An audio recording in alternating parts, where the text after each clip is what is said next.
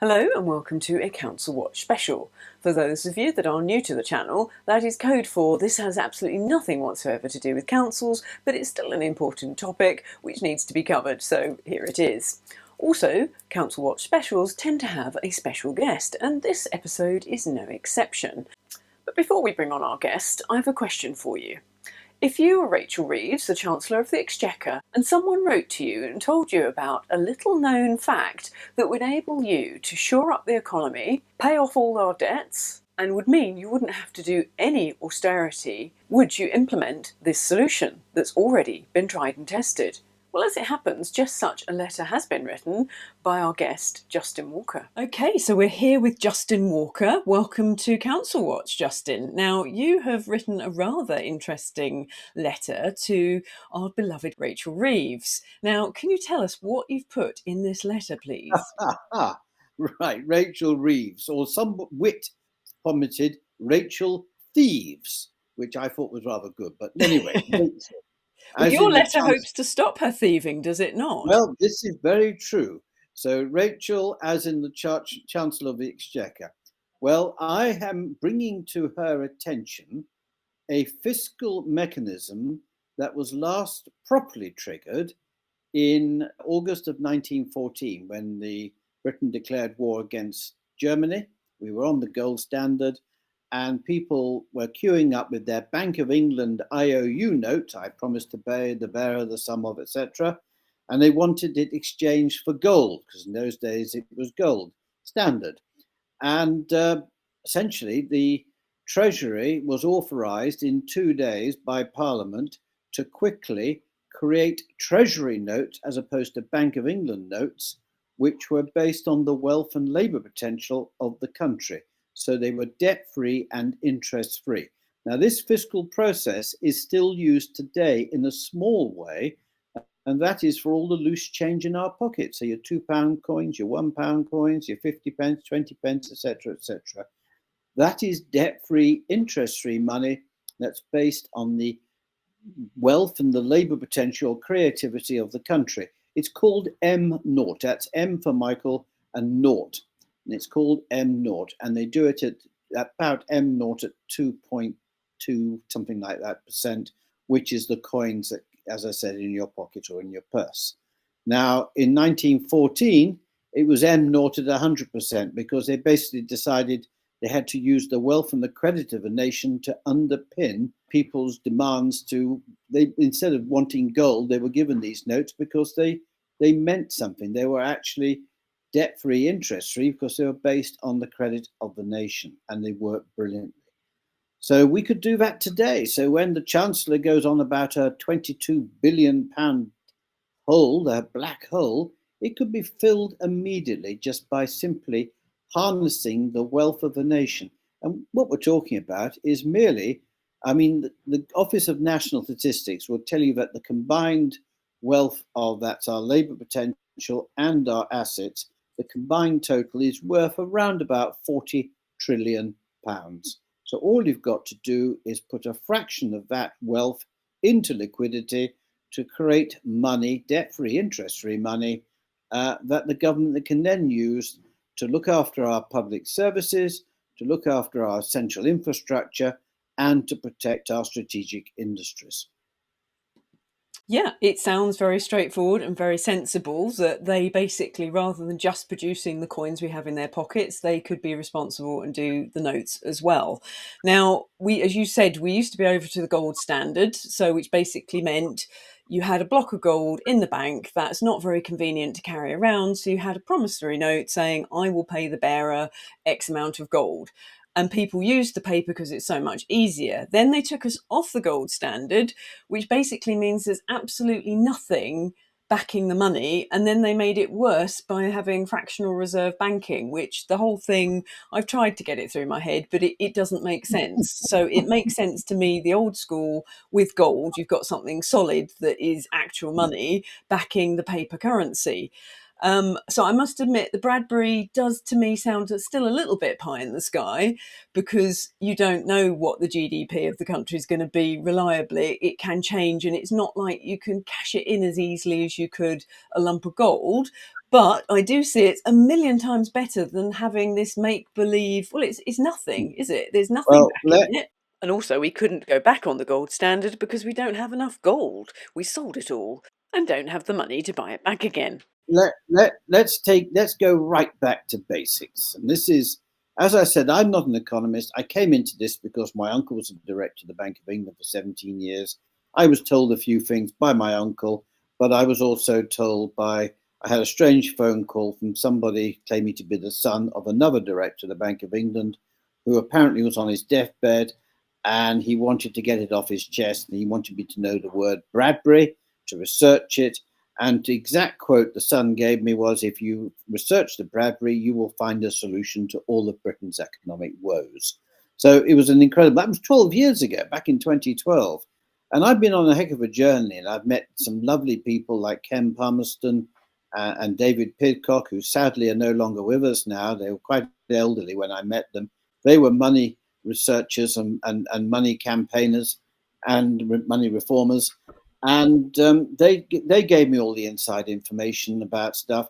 As a result of their friendship and who my uncle was, I also got phone calls from people who were insiders telling me to keep going. And one of those insiders claimed he was a distant relative to a chap called Vincent Vickers, who was a director of the Bank of England in 1914 when the Bradbury pound was triggered to save the Bank of England from collapse. And he became a champion for national sovereign money, that is debt-free, interest-free money produced by the Treasury. But the one thing that this chap who claimed to be I don't know his name, he just claimed to be a distant relative of Vincent Vickers, and he said, you will never have any trouble with any economist because all you've got to say to them is that the entire financial system of the world is in private, unelected, unaccountable hands belonging to people who prefer to meet in complete secrecy. And as in the case of the Bank for International Settlements, there aren't even any minutes taken at some of the key meetings. And yet the governor of the Bank of England, who supposedly comes under the Chancellor of the Exchequer, goes to these secret meetings in Switzerland. And one of the questions I ask, I have 4 questions that need answering at the end of my 28-page letter, is simply, when he comes back from these key meetings at the Bank for International Settlements that controls over 95% of the world's money and 63 central banks, including the Bank of England, the Federal Reserve, the European Central Bank, etc., does he go to the Chancellor to say what's going on? Or is he part of something else that our own government is not a part of? The whole thing doesn't make any sense at all. But the one thing that it does make sense is that we are dealing with a financial system that is not controlled by us, the people. Yes, you say in your letter that very few people have heard of the Bank of International Settlement, and even those who have don't know what it does. Now, I'm fall in that latter category. I'd heard of it, but how does that work with the Bank of England? How is it controlling our Right. finances? Well, there's a historian called Professor Carroll Quigley, and he's mentioned in the letter and the sources. And he wrote a book back in 1966, I think it was. He was allowed to meet. He was allowed to attend some of these secret meetings by the bankers, and he got to see exactly what the Bank for International Settlements was. Now, it was started in 1930 by the longest serving governor of the Bank of England, a chap called Montague Norman, and another individual called Helmer Schlacht, who later became Hitler's finance minister. And initially, the Bank for International Settlements was set up to become to look after German war reparations after the First World War and after the chaos of the Weimar Republic, when you had hyperinflation. And by the way, that hyperinflation was not caused by the government creating masses of money. It was created by the private Bundesbank that created this money, along with, shall we say, the machinations of Wall Street and the City of London. So, by the government creating money, debt-free, interest-free money, you do not create a Weimar Republic. That was something completely different. But the one thing that came out very quickly was that the so-called looking after war reparations suddenly morphed itself into the Bank for International Settlements becoming the central bank for all the world's central banks. And that means effectively they could oversee the characteristics of banking throughout the world, and they could control money creation and money supply. As what's his name, Quigley says, the historian Carol Quigley says, it wasn't so much the governors deciding, it was the people behind the scenes. And we're talking there the big banking dynasties, the Warburgs, the Leafs, the Rothschilds, and so forth. So they were using the Bank for International Settlements essentially to control how much or how little money the world has to spend. It is the apex. I mean, Carol Quigley describes it as the apex of money creation and money supply. So if we go back to the Bradbury pound, we have complete control of our own financial situation, Uh, and we separate off from the Bank of yeah, International Settlement. listen, everything, I mean, we are meant to be a common law country. And one of the first rules is you don't let criminals get away with what they're doing. Now, everything in the financial world does involve a degree of mens rea, malice aforethought, because they're not looking after our best interests. They're not looking after our common good. They are there to make money for themselves. And as historians will tell you, there's nothing better for a banker than a good war. And you look at the First World War and the Second World War and all the conflicts since, you will find behind the scenes the bankers manipulating things. I mean, there's some brilliant books now about the First World War that really does show how the private banking world maneuvered Germany into position. There's a lot going on. There's a lot of history still to be learned. But the common factor is you find that the bankers like to make a killing out of the killing. And that was certainly true in the First World War and the Second. Yes, the biggest opportunity to make money is when the world is in chaos, and if you've helped steer that chaos, you know which side to back, and No, you'll be selling loads of stuff. government, So from that governments, point of government. view, they do not want stability, and No, the Bradbury would give us stability again and exactly. control of our finances. So we know full well they will never do this, because the fractional reserve banking, well, it's ridiculous. I mean, I read about it in 2011 when I sold my first property before I went off traveling for 10 years. I thought, well, I know nothing about money. I really must learn. So I invest my money properly. So when I come back to the UK, I can afford another house. And it put me into shock for about 3 months. I could not believe our financial system was based on absolutely nothing. So I sort of panicked when I realised that, this stuff is just it's a nonsense. It's worthless. I would No, at say least that you've got one. At monopoly least money is you've got. probably worth more because there's been less of it printed, and the whole system only works because everyone Mm, believes in it. If people really understood money creation, you wouldn't go anywhere near it. But anyway, all that aside, one thing that you're not advocating, because we don't want your letter to be used as an opportunity to bring in a central bank digital currency. That is not what you are advocating whatsoever, because that yeah, allows them to control the government, to control the money, and you're not wanting the government to control the money. no, I What think, were yeah. your suggestions? Well, it's very important. First of all, we must look at what's happening in China, communist China, where you have a central bank digital currency drawn up by the Chinese central bank, working in cahoots with the Chinese Communist Party with a social credit system. And it effectively means the government, or artificial intelligence, be more accurate, will decide what you can or cannot buy. So let's take this stupidity about climate change. If they think you've used up your carbon limit, and you want to travel by air somewhere and you feed in your numbers, all electronic, no cash, they'll say, no, you've used up your carbon credits. You can't fly. You can't buy a ticket. In other words, the state or artificial intelligence will decide what you can or cannot buy. That is happening in China. That is the blueprint for what's coming down the line for us. So we've got to keep cash going. But the important thing is, and I emphasize this very strongly when I talk about the Bradbury, I would not allow the power of the Bradbury pound, that is sovereign money, debt-free, interest-free sovereign money, to be in the hands of the politicians in Parliament. The politicians are here today, gone tomorrow. They're career politicians climbing greasy poles, taking, well, as we've seen from the Prime Minister and other ministers, taking freebies all the time and obviously being influenced by people who are there to lobby. It, I wouldn't trust any of them. They haven't got the caliber to be able to look after something as important as sovereign money. So I would take a leaf out of Anglo-Saxons. I would.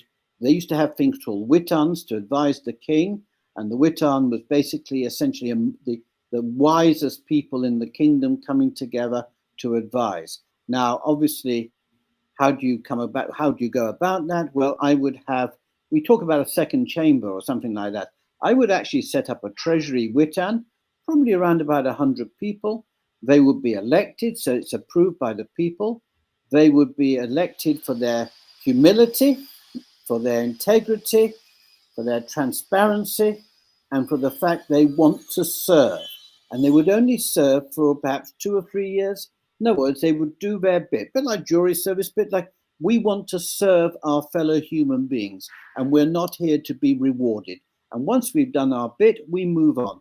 Everyone is capable of common sense. Everyone is capable of critical thinking. We find the best people, and those people we would give the power to decide how to use sovereign money. But I certainly wouldn't allow here today, gone tomorrow, party political hacks to this, to play around with such power. It's got to be given to the wisest people in our country. Yes, they'd soon get through that 40 trillion of GDP and assets. They'd give it all to the Ukraine, or goodness knows what they'd do with it, but they'd get through Exactly. it. So And another part in your letter, it mentioned, because there's this big furore at the moment about the 22 billion that they've had to take from the pensioners, and then all of a sudden they're getting a 22 billion carbon capture machine instead of planting trees. So it's funny about how this whole moves, and then they suddenly find money elsewhere. yeah, But you really put that into perspective in your letter. We're saying that we're paying, was it 7 billion a month on yeah, interest on our yeah, loan? on the national debt, which, as I said, with the Bradbury or the sovereign money, you would never have a national debt. I mean, the national debt started in 1694 when the Bank of England started. And almost immediately, people were scratching their heads. And after the First World War, because they phased out the Bradbury, once the Bradbury had been used to save the City of London from collapse, they then said, can you please now stop the Bradbury? And they phased it out gradually. The last Bradbury came out in about 1926. But literally, our national debt, because we were no longer paying for the war using liquidity from our credit, from what our nation was worth, we suddenly found our national debt, which was in 1914 650 million. In 1918, it went up to 7,500 million. So, the debt, our national debt shot up, and it needn't have done if we'd stuck to the Bradbury. But of course, the bankers who were buying the gilts and bonds at 3%, 3.5%, made a killing out of the killing. And this is what the bankers do the whole time. As I said, when you understand how the system works and you understand how the Bank for International Settlements works and all the other organizations, the World Bank, the OECD, the IMF, and all these others, you realize very quickly that we, the people, have absolutely no say at all in how money is created and by whom. And effectively, those who control the money control the world stage and everything that happens on the stage. Yes, that's for sure. Well, obviously, having written this letter, 28 pages, Yes, it's what I more of an want, e-book, isn't it? it's a pamphlet. Yes, because If you've you made want to, sure that you've covered all of the vital history you, so that you've people got, get it. if you make accusations, you've got to have flesh on the bones. You can't just dangle the skeleton. People want to see the evidence, and there's plenty of hyperlinks and everything else. And the important thing is, it is our ignorance about money creation and money supply that provides the shield that allows these criminal bankers to get away with what they're doing. Because until we understand how things are done, they will carry on doing it. But once people understand that there's no need for to be cuts in social services, that our roads and everything else are not kept up to thing. British Steel today, as we speak, are under threat of no longer being able to make steel in this country, that we're going to have to import all our steel. That is crazy. Everywhere you look, we need money investing wisely to keep our country self-reliant, so we can keep our imports exports balanced. But at the moment, we're becoming more and more reliant upon other nations, and that's crazy, especially as we can pay for it. And of course, the most important thing is, why is there a third world? Why do so many countries have people going to bed hungry every night and destitute? Why? Because there is not enough money. And of course, the other thing the bankers do very successfully indeed, especially in developing countries, is that they fund dictators. They fund people to basically crack the whip over their own people. So, everywhere you look, those who control the money control the world stage, and a lot of what's happening on that stage is not good. So, what do you want people to do with the letter you've written? Because we Yeah, know, yeah. obviously, Rachel Reeves, the chances of her responding aren't great. And we And know she will not they like respond the at all. situation as it is, She because when will there's a not financial respond. collapse, they Uh, get to bring in their central yeah. bank digital currency. So, they don't want to fix Well, the I've problem. written to my own MP and Tim Farron. I've written to him, and I did it today. And I want him to send my letter to Rachel Reeves as an MP on my behalf, and I want her to answer the 4 questions. And this is the key to everything. There are 4 questions at the end of this long letter, and those 4 questions are: first of all, what is the relationship between her professional relationship between her and the governor of the Bank of England, especially when he comes back from meetings at the Bank for International Settlements? Does he brief her exactly what was said at those meetings and what was decided upon? We know that no minutes are taken, so we want to know, does he completely inform the Chancellor of the Exchequer what is going on? That's the first question. The second one is based on an interview with Richard Werner, who is one of the world's top economists.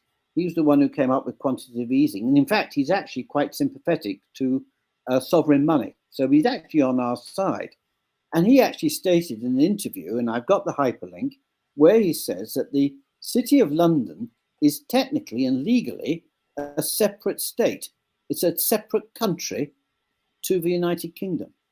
So we have the Bank of England in what it can only be described as another country, and yet the Bank of England is a part of HM Treasury and a part of the if you like, the financial team that governs our country. So hang on, how can that be if the Bank of England is actually situated in the square mile of the City of London, which is classed as a separate country? I mean, the monarch, when the monarch, he or she, or in the case of the king now, but when the Queen was alive, when she went formally into the square mile, she had to touch the sword of the City of London as a form of permission to enter into the City of London.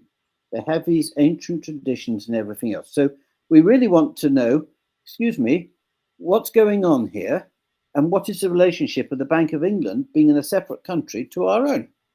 That's another question.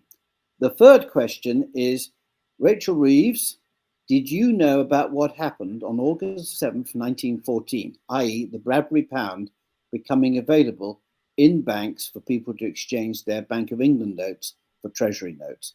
Now, she'd been to Oxford, London School of Economics, and she'd worked at the Bank of England. So I want to know from her, was she aware about the Bradbury pound?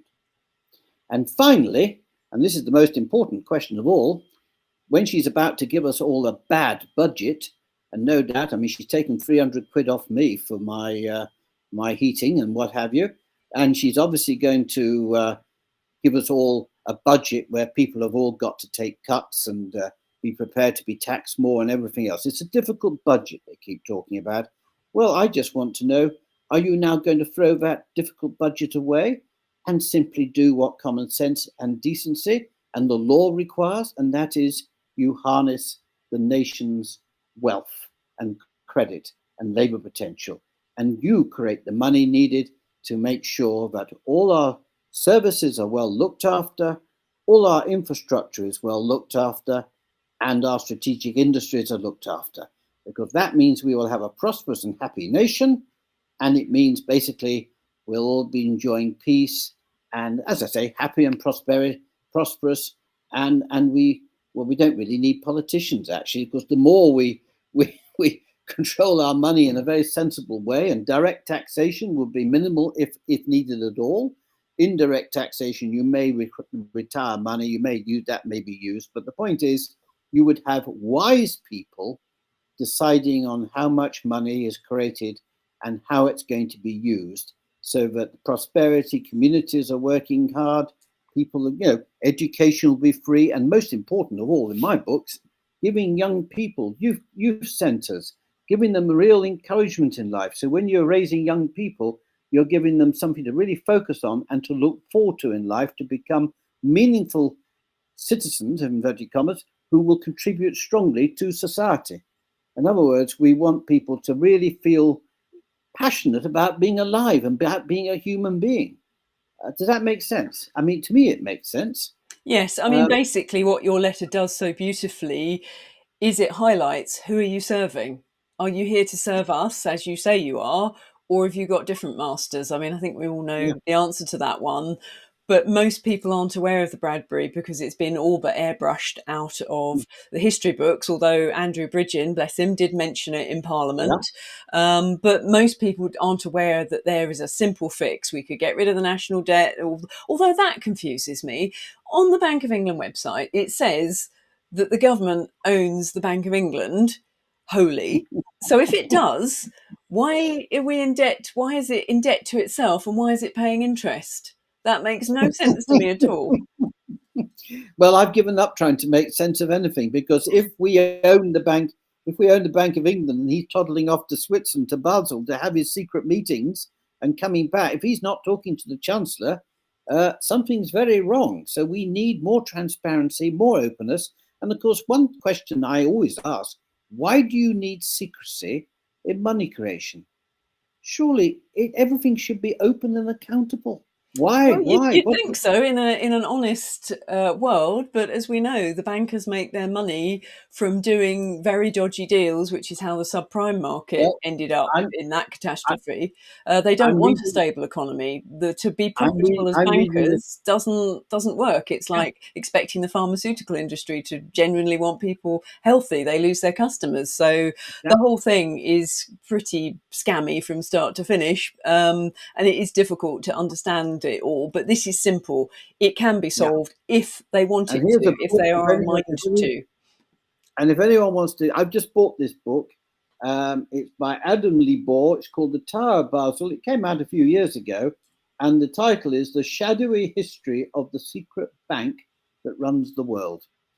And it's all there. And this is mainly about the early history of the Bank for International Settlements and how it's done.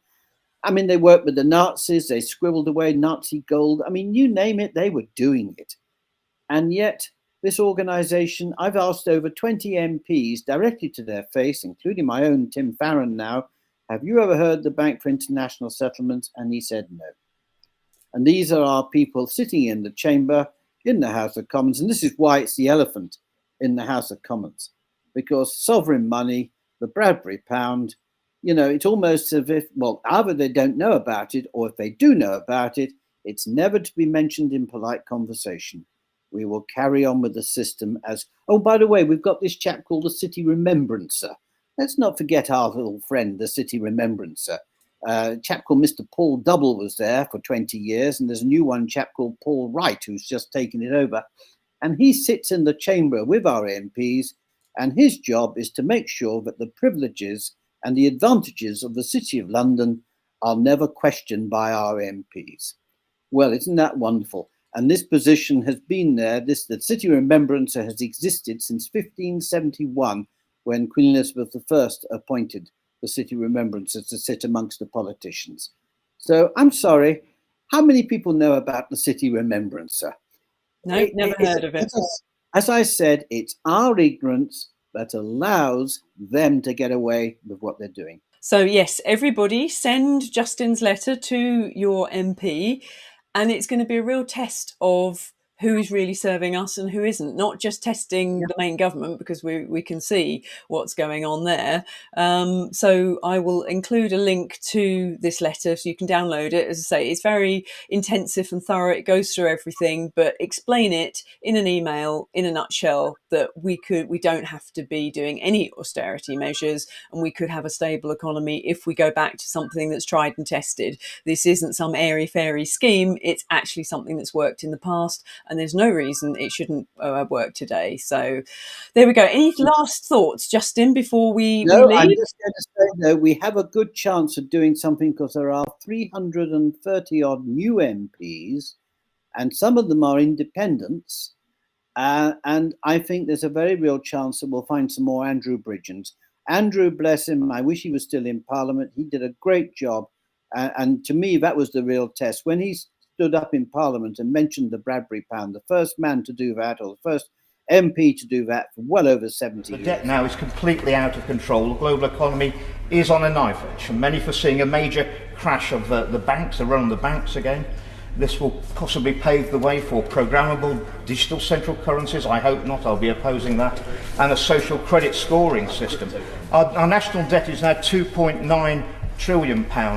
Why would we trust the central bankers again when they've got us into trouble twice in 2 decades? We must immediately instate the effective fiscal process used in August 1914, whereby we checked the financial collapse. We need to reintroduce the Treasury bond, the Bradbury pound, something that was accepted and stabilised the markets at a time. It's not debt, and it's not interest bearing, it's Treasury money. We don't need to trust the central bankers, we need to use Treasury money, exactly as we did in 1914 to solve the crisis. That was a sign to me that he was definitely a genuine, someone really on our side.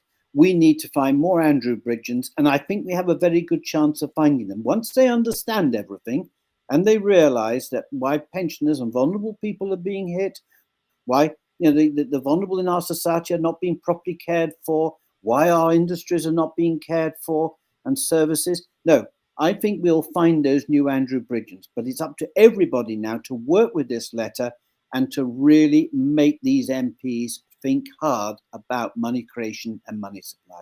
Yes, I couldn't agree more. Well said, Justin, and thank you so much for your time today. And please, everybody, spread this letter, get it on Thank social you. media, get people understanding, if they haven't already, just how corrupt this system is. When you look into money, you really do see the corruption.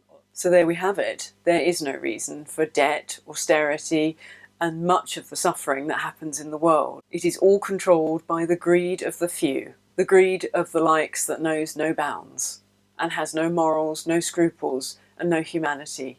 And it's all happening because we allow it to, because we haven't had the financial education that we need. So it is vital that everybody reads and fully understand what's written in Justin's letter to the Chancellor. There is a link to it below this video, because it's time we all stop being taken for suckers. Until next time, take care.